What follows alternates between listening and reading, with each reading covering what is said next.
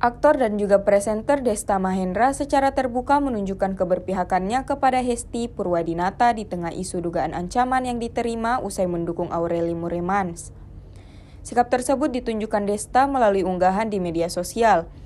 Pada Selasa 13 Januari 2026, Desta membagikan foto kebersamaannya dan menyebut Hesti sebagai adiknya melalui Instagram Story. Keduanya memang dikenal dekat sejak bekerja bersama di Tonight Show Net, hingga berlanjut ke proyek YouTube Vindes. Unggahan itu dinilai publik sebagai sinyal dukungan moral untuk Hesti yang sebelumnya dikabarkan menerima ancaman usai membela Aureli Mooremans. Nama Robby Tremonti kemudian mencuat sebagai sosok yang diduga berada di balik ancaman tersebut. Aureli Mooremans jadi sorotan akhir-akhir ini setelah mengeluarkan buku tentang kisah kelamnya saat remaja dulu.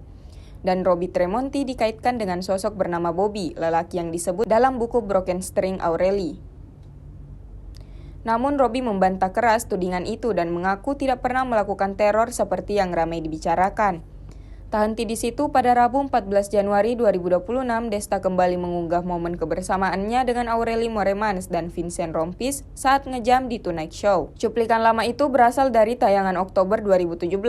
Desta tak lupa menuliskan agar Aureli tetap kuat.